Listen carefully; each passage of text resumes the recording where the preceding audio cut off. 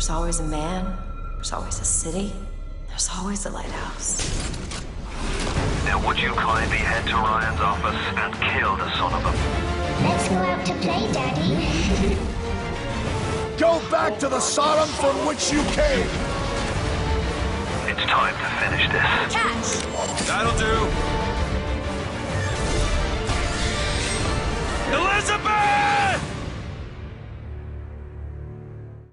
All right, we're going to kick things off with all the big DC news. So luckily, Timur here is our resident DC expert. Tam, what were the big takeaways from this year's show? There was a lot. So they had a DC/Warner Brothers panel, and like I said, there was a lot in there, so I'm going to channel the speed force to get through this quickly.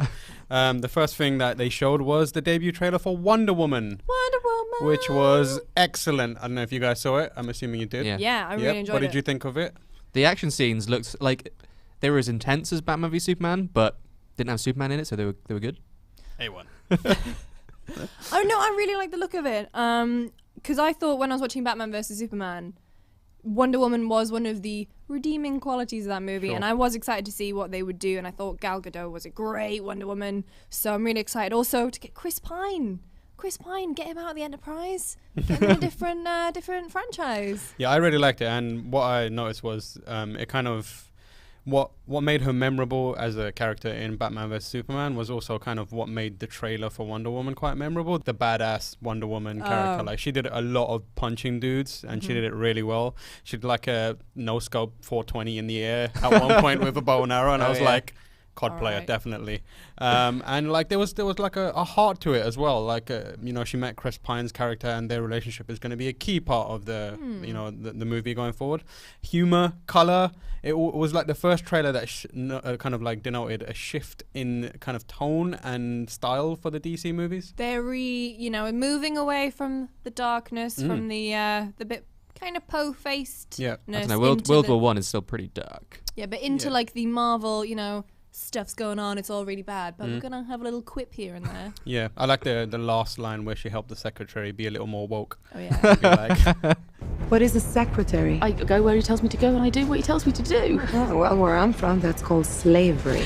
I really like her. Fantastic. Ladies, after you. I do. I like. So more of that kind of shift in tone we got to see in the Justice League trailer. Yes. So finally, the squad is together. No, I shouldn't call them the squad. Because, the league. Conflicting DC. The league is being put together. Batman is continuing his efforts to, assemble the greatest superhero group in DC's universe. I keep adding like other like franchises into this. The Guardians. Oh my god. So what did you think of that trailer? I as a huge fan of the Justice League, it made me very, very happy to see these characters come together, and the dynamic seems to be one we're familiar with. It kind of reminded me of the one I'd read in comics, or even like in the animated series. You get like carefree but also kind of a bit vulnerable Flash. You get Batman and Wonder Woman's dynamic. It seems it's a little lighter. It's not like the one they had with between Batman and Superman in the movie, which was just Can we talk a little bit about Aquaman? Yes. My days. I think because everyone's made so much fun of him, are they throwing it that much further into the other end? Like, he's been made fun of for years. Let's make him the most badass thing about the whole trailer. So badass. He was unbelievable. I thought Flash as well. Clearly the comedic chops of the squad, league. Can't say squad because it's Suicide Squad. But that was fun. And again, it's like doing the Marvel thing, quip, every 10 seconds or so. But I don't think it's going to be as much like Marvel is, because Marvel, they build their like a lot more around comedy. I think this is going to be like the little personality shining through. And Aquaman seems to be he's always his issue is that he has to balance his kind of allegiance and responsibility to the land above versus his own kingdom. And I think that's key to what his angst is about. I think if there's going to be any angst in the movie, it's going to be mainly focused around him, which I'm okay with. Also him standing in front of the wave while it's just like crashing into him was a bit much. One thing I didn't like though is how in the trailer everyone kind of got their little introduction and some bands, and then Cyborg's just like, I'm here.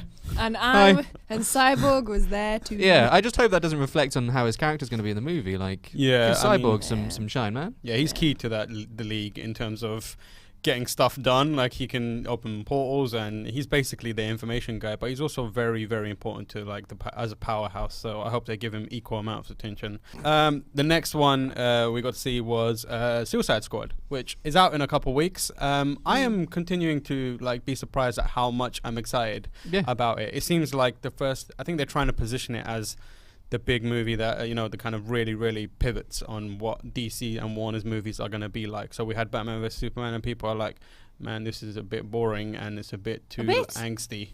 A bit. I'm a bit of an apologist for those movies. But I think this is the start of them saying like, we can do fun movies too. Look at all the color. We've got What's Skrillex. up, fellow kids? Yeah. Check out our Rick Ross song.